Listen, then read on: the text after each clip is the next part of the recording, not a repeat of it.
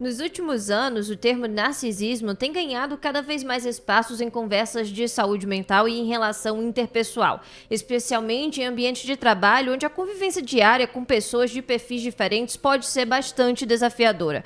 Mas afinal, o que é o narcisismo e como ele se manifesta nesse contexto profissional e em outros contextos da vida pessoal de muitas pessoas? É sobre isso que a gente conversa hoje com a psicóloga Ellen Paiva, que vai explicar pra gente um pouco sobre esse transtorno. Bem-vinda, Ellen. Muito obrigada. Então, falar sobre o transtorno de personalidade narcisista, né, ou TPN, é um desafio, né, porque é um termo que está extremamente viralizado, né, e banalizado nas redes sociais. E quando você traz esse recorte do ambiente de trabalho, às vezes quando eu estou rolando o feed, ou até mesmo relatos que eu recebo das minhas pacientes, elas trazem muito esse termo, né? Nossa, meu chefe é narcisista, ou o meu colega de trabalho é narcisista. E aí eu fico, será? Será mesmo? Né? Porque se a gente for parar para olhar a origem do nome, né, desse transtorno, vem de uma mitologia grega, né, que todo mundo conhece, Narciso, que se apaixonou pela própria imagem, que foi amaldiçoado pelos deuses e acabou ali falecendo, né, pelo amor que ele tinha a ele mesmo. E quando a análise psicológica vem, ela traz essas pessoas que têm um senso muito grande de importância, né, de autoengrandecimento. Então, de fato, né, acontece bastante no ambiente de trabalho, mas a gente precisa estar muito atento para não acabar super generalizando, né, esse tema. E como a gente consegue fazer essa diferenciação? A gente faz essa análise clínica através dos prejuízos, porque se a gente for olhar a origem, né, do TPN ou do narcisismo, pode ter uma origem genética, uma origem ali neurológica, mas também pode ter uma origem de uma infância extremamente difícil, ou de muita negligência, ou de muita permissividade. Então, é preciso analisar todo um contexto para a gente poder fazer essa assertiva. Essa pessoa realmente tem um transtorno de personalidade. Mas aí a gente analisa, de fato, pelo nível de prejuízo, porque geralmente esse comportamento autoengrandecedor, que aumenta esse senso de rejeição, porque eu me sinto diferente, gera muitos prejuízos interpessoais. Muitos. Não é que essas pessoas não consigam conviver, mas o convívio social é extremamente prejudicado. Extremamente. Agora, Ellen, existe diferença entre a pessoa ter traços narcisistas e ter o transtorno de personalidade narcisista? Com toda certeza, porque com traços todos nós podemos ter. Todos nós podemos ser egoístas em algum ponto, ou nos sentirmos assim um pouco mais importantes, né? Então, por isso que às vezes, quando a gente fala sobre a banalização desse tema, a gente precisa trazer isso. Olha, assim como perigosos todos podemos ser, narcisistas, né, com traços, todos nós também podemos ali expressar. Mas ter um transtorno de personalidade é algo diferente. É um sofrimento gigantesco. É um prejuízo que não se mede. Porque por mais que essas pessoas não transpassem socialmente o sofrimento, que elas hipercompensam muito, né? Tem aquela capa, aquela armadura, há um sofrimento internalizado gigantesco. Tanto que uma das principais comorbidades é a depressão, é a ansiedade. Então a gente precisa estar atento aí, né? Traços todos nós podemos ter. Mas no nível de prejuízo que um TPN tem, é diferente, bem diferente. Agora, Ellen, como que esse narcisismo costuma se manifestar dentro do ambiente de trabalho? Porque às vezes é uma situação que você não consegue nem fugir daquela pessoa, uma pessoa que está numa posição de poder acima da sua. Então, como que você lida nesse tipo de situação e como você percebe esses primeiros sinais? Primeiro de tudo, né? É o que a gente estava falando aqui no off, terapia. Às vezes a gente precisa fazer terapia pelo outro, porque é muito difícil dessas pessoas reconhecerem que tem um problema, né? Essas pessoas chegam no setting terapêutico porque a esposa pediu, né? Ou porque a mãe, o filho solicitou por não aguentar mais, ou por uma comorbidade mesmo, né? Uma depressão, uma ansiedade. Mas são pessoas que não se tocam. Não se tocam daquilo que estão causando. É um senso de poder que é reforçado socialmente, né? As pessoas ao meu redor têm medo ou até mesmo me engrandecem e isso me coloca num patamar que é aquilo, é isso que eu quero mesmo. E é extremamente difícil conviver. Conviver é muito difícil. Porque ninguém gosta de ser ali maltratado, ninguém gosta de ser colocado para baixo. Inclusive, poxa, pra gente no setting terapêutico é muito difícil. Tem que ter um nível de empatia gigantesco, porque essas pessoas, assim, eles têm um estilo de enfrentamento muito combativo. Né? Então, se você passa por uma situação de conviver com uma pessoa narcisista, terapia. Porque se você for esperar que essa pessoa reconheça, pode demorar um pouquinho e você só vai sofrer ainda mais. Então, busque ajuda. Busque se cuidar. Porque nem sempre a gente vai ter controle sobre o que esse narcisista vai ali reproduzir ou sanar. Para além dessa questão da terapia, que outras dicas práticas, se é que existe, essas pessoas conseguem adquirir no dia a dia para conseguir driblar essa sensação que às vezes acaba gerando uma carga mais pesada, né? O ambiente de trabalho em si já tem uma carga muito pesada. Então, às vezes as pessoas podem chegar no fim do dia já esgotadas. Existem técnicas que você pode fazer para tentar amenizar essa situação? Tem sim, inclusive, eu adoro passar para os meus pacientes algumas técnicas de regulação emocional, né? Porque assim, a gente sabe que quando a gente entra no nosso sistema luta-fuga, que é isso, estou em perigo, ou quando alguém me faz algo que me machuca, eu entro nessa luta-fuga, o meu cérebro ele tende a oxigenar menos, porque se eu estou em risco, eu preciso, entre aspas, correr. Né? Então, vai oxigênio para todo lugar. E a gente fica ansioso, coração acelerado. Eu sempre indico, vai no banheiro, 1 minutinho, o mundo não se acaba em 1 minuto, 2, e respira. Mas não é qualquer respiração. A respiração terapêutica ela é uma respiração diferenciada. Não é aquela respiração assim. Não. Né? É lenta, segura e solta. Primeiro eu vou tentar passar uma informação de que eu não estou em risco de vida real. Nosso cérebro é muito primitivo, ele não vai saber diferenciar. E oxigena melhor o cérebro, além de tentar repetir para si mesmo que o problema não é você, que se essa pessoa se comporta dessa forma, isso fala mais sobre ela do que você em si. É difícil aceitar, eu sei, mas um exercício de regulação é uma redução de danos, que é a única coisa que você pode fazer por você. É a única coisa que está ali no seu controle. É como você vai absorver essa informação, como você vai regular o seu corpo para lidar com o seu trabalho depois, até para não chegar no nível de um burnout. Né, de um cansaço emocional, onde o trabalho vira assim, é tão exaustivo emocionalmente falando, porque já é cansativo o trabalho em si. E aí você tem que lidar com esse enfrentamento. Então, é uma regulaçãozinha emocional de 1 minutinho, 2, o mundo não se acaba. Agora, Ellen, eu queria entrar também num assunto um pouco polêmico contigo, porque é muito comum ter chefes narcisistas e, se sim, quais são os impactos que esse tipo de perfil na liderança podem gerar na equipe e no rendimento profissional de todos esses trabalhadores de forma geral? Olha, é muito comum. Porque, assim, é algo até que eu acabei de sair de um congresso de psicologia e a gente até comentou sobre isso. É muito comum pessoas narcisistas estarem no topo. Né? Às vezes por uma história de vida muito permissiva, muito facilitada, né? Às vezes são pessoas que já vêm de um contexto familiar narcísico em si, né?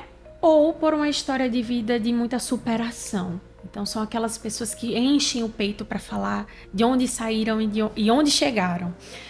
E assim, a forma como isso contamina o ambiente de trabalho é algo de fato muito devastador, assim, porque não é um ambiente saudável. As pessoas estão constantemente com medo. Inclusive, quando a gente vai ler um pouco sobre a psicologia organizacional, a gente vê que a liderança fala muito sobre como a empresa, no geral, vai funcionar.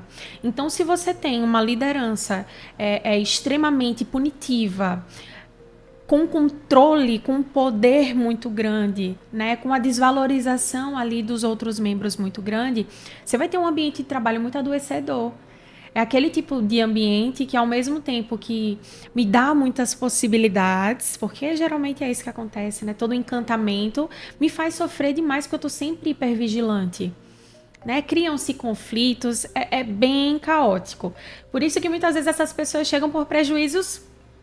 Assim, há uma ansiedade porque a minha empresa não está dando certo. Ou uma depressão porque é tudo muito cansativo, mas nunca se olha para si mesmo, né? Para ter essa reflexão de, será que eu estou gerindo de forma errada? É muito difícil a gente receber esse tipo de relato na clínica de primeira.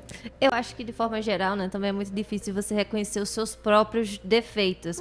Mas em relação a essas pessoas e essa convivência que não pode ser quebrada, não pode ser interrompida, é possível estabelecer limites com essas pessoas? Com certeza. Com qualquer pessoa é possível a gente estabelecer limites. Óbvio, né? A gente não consegue controlar o outro. É impossível. Isso do mais saudável ao mais adoecido. A gente não tem como controlar como o outro vai receber, as reações da pessoa. Mas a gente pode controlar as situações em que a gente vai se inserir. A gente pode, inclusive, é um trabalho que a gente faz muito em terapia, principalmente a terapia do esquema, né, que inclusive é uma das terapias mais indicadas para pessoas com transtorno narcisista, mas controlar a forma como você enfrenta aquilo. Eu posso entrar no ataque, que é aquela coisa do confronto, eu posso me render e achar que é isso mesmo, que as coisas são assim. Posso evitar, que também não é um bom caminho, né? Eu não vou nem para um lugar nem outro. Ou posso entrar no meu lado mais adulto saudável, que é esse lado que se regula, que tenta entender que isso não é sobre mim, que isso é sobre o outro, que limita ali até onde eu vou, até quanto eu posso absorver, porque é isso, geralmente é um ambiente muito crítico, né? É uma pessoa que critica muito, até para exercer poder sobre o outro, eu exerço críticas. Então você saber ali o limiar, né? Do tanto que isso faz sentido, o tanto que não faz, o tanto que é sobre mim, o tanto que é sobre ele. Por isso que eu falo assim, a melhor forma de você lidar com essas pessoas é fazendo terapia, é se cuidando. Porque senão, você adoece junto. Em relação ao próprio narcisista, ele costuma perceber que é narcisista e, nesses casos, a terapia, se mantida, pode reverter esse quadro? Olha, como eu falei, é muito difícil que ele perceba por si só. Geralmente vem de uma demanda de terceiros ou de alguma outra comorbidade. E exige muito do psicoterapeuta uma empatia e um olhar muito atento, extremamente atento, né? Para a gente poder até acertar o diagnóstico, porque quando essas pessoas chegam com a depressão, com ansiedade, a tendência do terapeuta é querer cuidar daquele sofrimento. Mas quando a gente visualiza que tem algo por trás, as relações interpessoais prejudicadas, quais são as crenças dessas pessoas, quais são os pensamentos que essas pessoas têm, o nível de arrogo, de grandiosidade, o senso de importância. E aí, a gente primeiro psicoeduca, tenta entender a história daquele indivíduo, porque o que é que a gente entende quando tem uma origem familiar? É que necessidades emocionais básicas não foram atendidas de forma suficientemente boa. Então, ali, ou é um nível de negligência onde aquela criança precisou criar comportamentos engrandecedores para se sentir mais importante, ou de pais que realmente davam aquilo para aquela criança, tipo assim, você é muito importante, meu filho, olha só como você pais muito indulgentes, sabe, permissivos. Primeiro a gente analisa delicadamente qual necessidade básica não foi atendida, ou quais, no plural.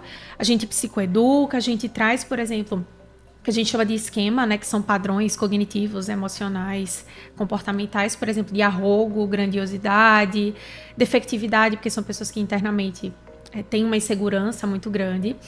E aí a gente vai cuidando aos poucos para que essa pessoa tenha um convívio social mais assertivo, um convívio social menos prejudicado, porque assim, transtornos de personalidade, a gente não fala sobre cura. A gente fala sobre adaptação.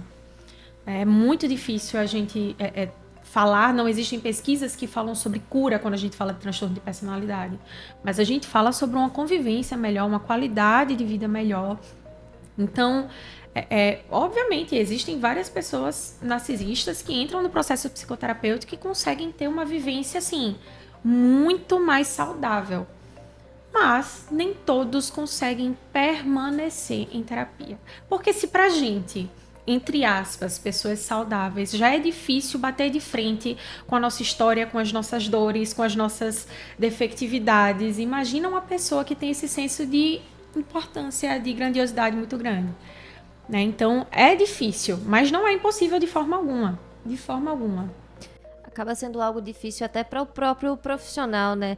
Em relação também a outras áreas, porque eu sei que é algo muito amplo, mas saindo da área profissional, eu queria saber contigo também como é que as pessoas conseguem lidar com essas pessoas nas relações interpessoais. E se é a pessoa narcisista que você tem que conviver, é o seu pai, sua mãe, seu filho, até mesmo seu companheiro, como é que a gente muda essa dinâmica? Difere um pouco do ambiente de trabalho? Olha, não é muito diferente. A diferença é que muitas vezes no ambiente de trabalho eu não tenho esse poder de escolha, né? A gente sabe que muitas vezes o trabalho é a única renda ali que eu tenho de sobrevivência no geral, né? De me afastar. Eu não tenho essa escolha. Eu fico ali porque é o que eu tenho de possibilidade.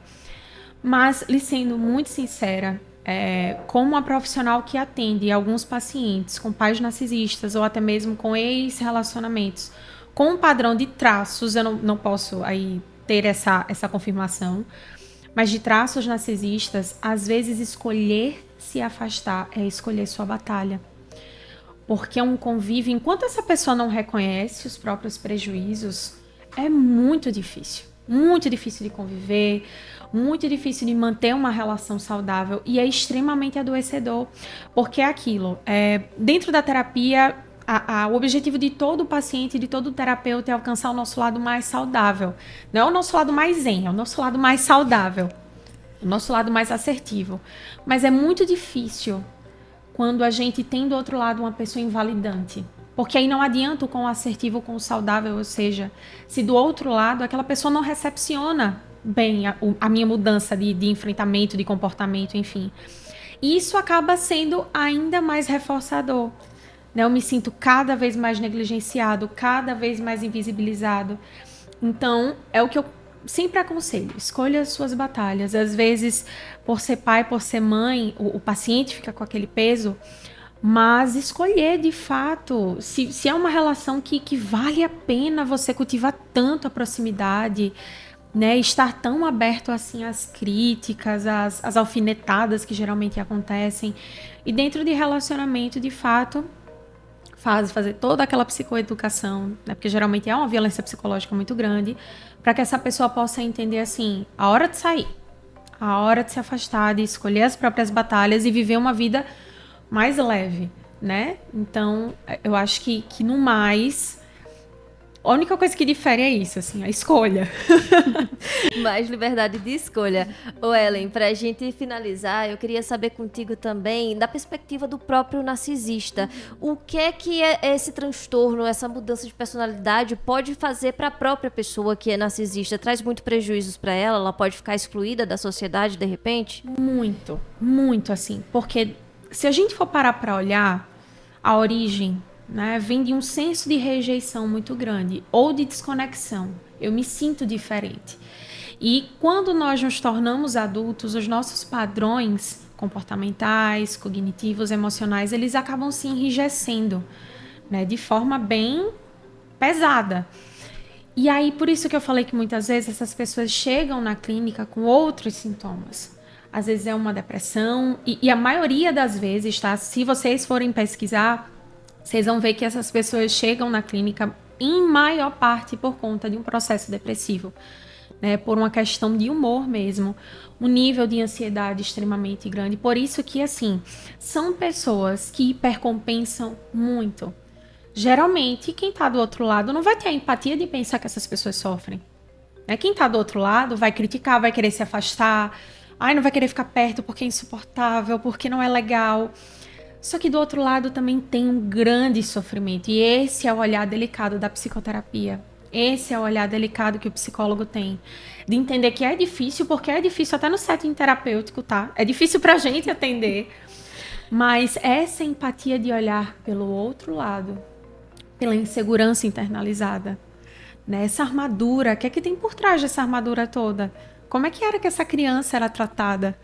Né? Então, a gente até estava conversando no congresso de psicologia que eu fui esse final de semana, que muitas vezes a gente ter acesso a uma foto desse paciente pequenininho ajuda a gente a lembrar que aquilo já foi uma criança que sofreu muito, que precisou criar esses padrões para sobreviver a um contexto disfuncional. Mas é muito difícil. São pessoas que sofrem muito. É um prejuízo social gigantesco. Imagina, você está no ambiente de trabalho que as pessoas têm medo de você. Você pode carregar uma capa de que bom, é isso mesmo. Mas isso é muito sofrido.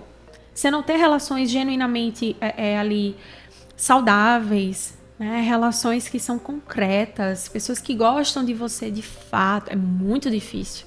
Para além das relações familiares que são extremamente prejudicadas. Então, muita crítica, muita punição. É difícil. Eu imagino, Ellen. Tem alguma dica que você daria aqui pra gente finalizar, pra de repente essas pessoas que acompanhando a matéria se identificaram com algum desses sintomas ou convivem com alguém que tem algum desses sintomas pra tentar de alguma forma melhorar esse quadro? É aquilo, se você convive com uma pessoa que tem esses traços, não necessariamente quem tá do outro lado não tem o DSM na mão, que é o manual diagnóstico, para dizer assim, olha, você é narcisista, tá? E até cuidado com as pesquisinhas da internet. Muito cuidado, que isso não é diagnóstico, não fecha diagnóstico de ninguém. Se você convive e você percebe o tamanho do prejuízo que essa pessoa está tendo, inclusive com você, dentro da relação com você, delicadamente, convida essa pessoa, né, a passar por um processo terapêutico, para entender melhor, né, esses prejuízos, para entender melhor a sua saúde mental.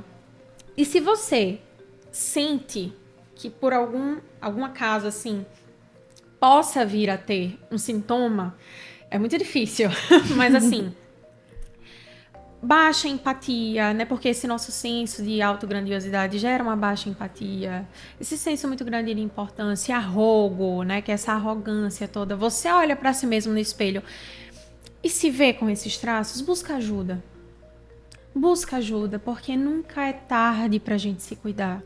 Nunca é tarde pra gente melhorar.